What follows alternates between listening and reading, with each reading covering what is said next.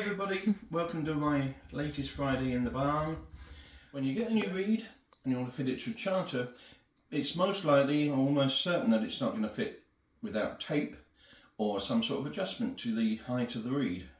So I'm just going to show you my technique for setting a reed up in a chanter. This chanter has no tape on it whatsoever, so I'm going to apply tape as and when it needs it. So basically I'm going to get check the high A against the low A first. It's pretty good, but I don't like it. It's a little bit too high pitched for me, so I'm just going to see if I can just lower it down a wee bit. I'm going to put a little bit of hemp on here. It's very important to make sure that you have a very firm reed seat. People are often tempted to just chew up the hemp a little bit and then put it back in. You know, once that dries up, it's just going to be loose, so always add a bit of hemp. Always try and do it in a sort of conical fashion as well, so when it goes into the reed seat, which is also conical, it makes a really firm connection between the reed and the chanter.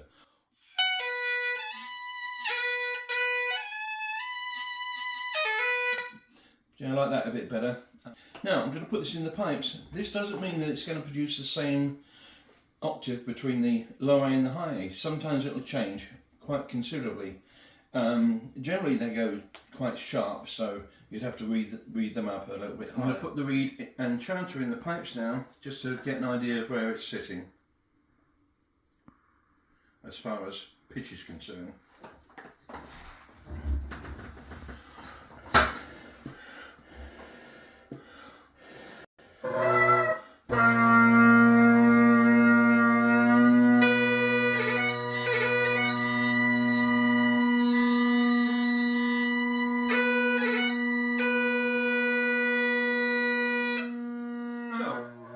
It's really quite high pitched. I know the drones aren't quite in tune, but it's really quite high pitched. So it's gone up in pitch since I got it in the pipe. So I'm going to put a little bit more hemp on it. They will flatten off with a bit of playing as well. Once they've taken a bit of moisture, they will flatten off a little bit once you leave them down for a second. 50 minutes. This reed's set quite light. It's about 24, 25. It's my preferred strength now, because I'm old and don't want to blow my guts out. Just setting that up a wee bit again.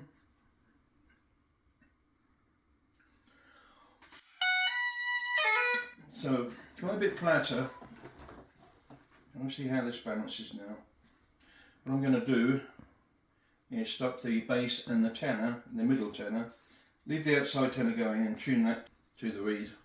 Right, so I've raised the reed up in the reed seat, made it a little bit lower pitched. So now I'm going to try it again against the drones, stop the bass drone and the middle tenor, and then tune it to the outside tenor. And we'll see how it balances top and bottom now.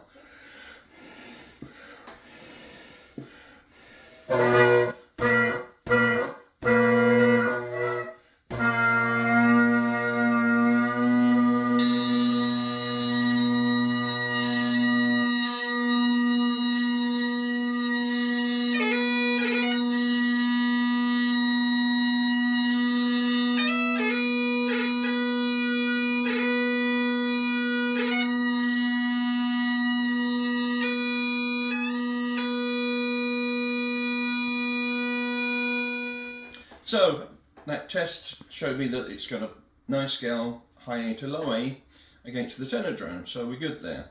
Now we're going to start changing the notes in between the high A and the low A. And it's very important to remember at this time that the pressure you play the chanter at is where the high A is sounding correctly. Don't ever blow it, overblow it or underblow it. And always test the high A to the note. There's no good at some people get in the habit of playing the chanter and then blowing up to the high A. Well, that's not how you play pipes. You play pipes at the pressure the high A set at and go from there. So I'm going to just start tuning some notes here. I think I'll just tune the drones first as well, so I don't have to keep messing around with them. I'll turn the chanter off here with my pitch guard.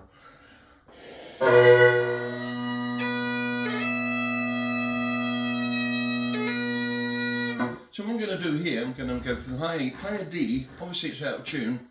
When I reduce the pressure, the pitch comes down, and that was starting to sound better as it came down in pitch, and that means that it's sharp, so I need some tape on it.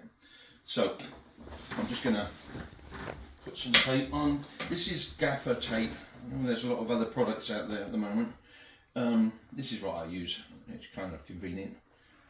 It does get a bit messy after time, so you do have to clean it up every now and then. Don't use electrical tape. If you get out in the sun and the heat, the tape just melts and you've got a squidgy mess, and the tape's going to move. So, I'll just place this at the top of the D here.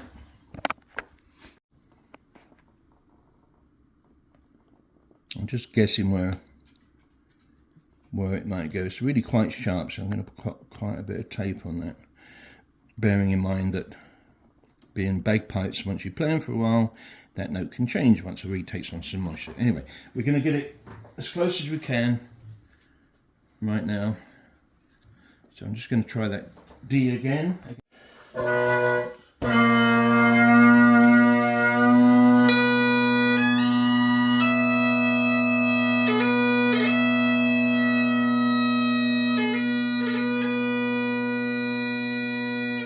So it came in tune again when it was when I let the pressure off. So again, it's still sharp, but it's much better than it was. So I'm just going to make sure that I get a little bit more tape on that. So again, just to remind you, I'm going from high A to D at staying at that pressure until I want to check where it is pitch-wise.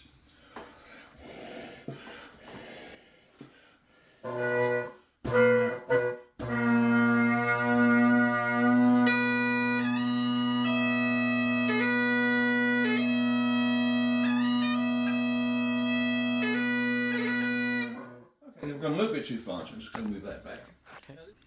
So I'm just moving that up a little bit. That was a wee bit flat. I'm not going to worry about too much. I'm just going to get it in the general area. So that's the D tuned. Now I'm just going to try another note, probably E, F, I, G at the moment. E first though.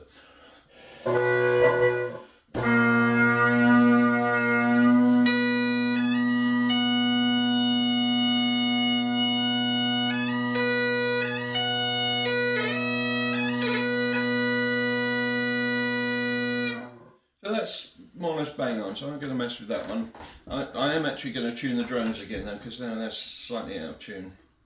Bagpipes.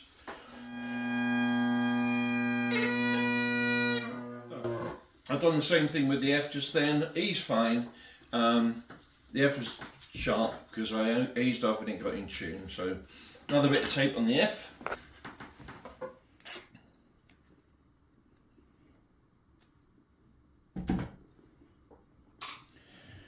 Right. The F. I'm not going to put so much on here. And of course you don't need a huge length of tape because the chanter is conical and it's narrowing towards the top there. Make sure it's nice and tight and even. That's too long now, so I'm just going to cut that excess off there.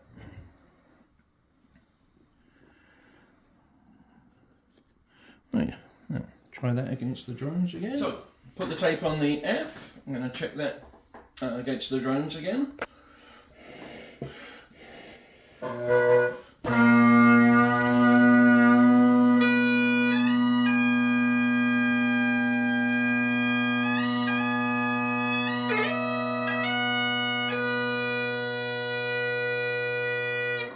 So that's the top hand tuned now. It all sounds more or less in tune. Obviously things are going to change as you play the reed, and it takes on some moisture, and you know it changes a little bit with time after you play it for a little while. Now I'm going to do the bottom hand. So B first, and then if that's good, I'm going to go to C.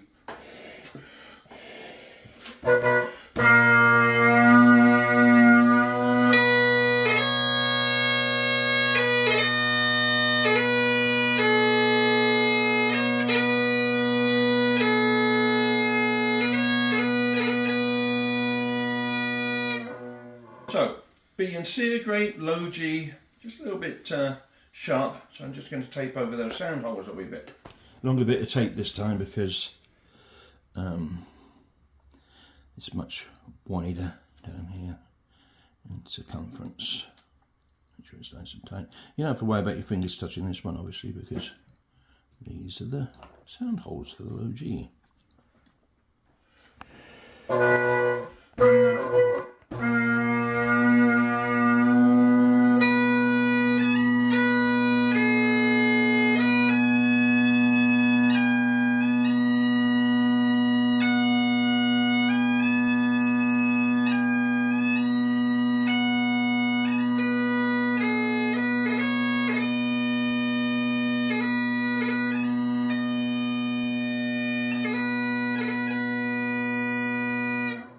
Right, so the C's just slightly sharp, just put a little bit of tape on there.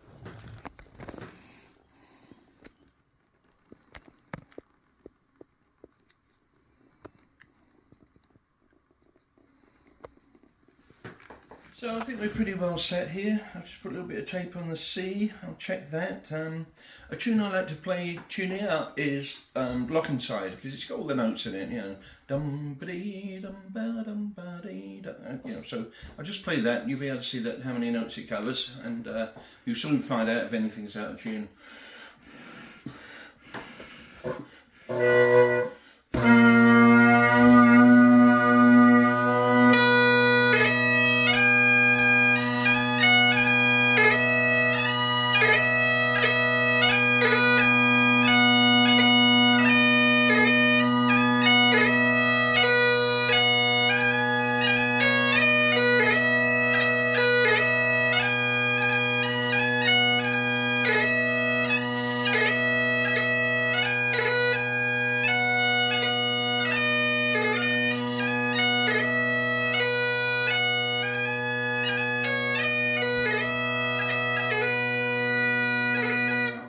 So it's close, D's still a bit flat again, so the reed's starting to change, it's opening up a little bit, taking on some moisture.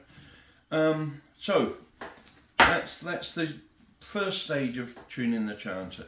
As you can see, there's not much tape on the rest of the holes, D's got quiet on it. It's a really good idea to put a little bit of tape above the holes, not actually touching the holes but above it, so if you're on a day of a competition and something goes sharp, you can always nip a little bit of tape on it without going to your box, can't you? I think coming back to the chanter, it's just a real big time saver, and it stops you messing around with things too much. So there we have it, chanter pretty much in tune. Now's the time to play it for a while, about 10-15 minutes, let it take on some moisture, let it change a bit. There may come a point where I need to just give the reed a little squeeze because it's opened up, but you know, you'll find out when you start playing it. So that's that. And I hope you enjoyed that little session there, and hope to see you soon. Many thanks.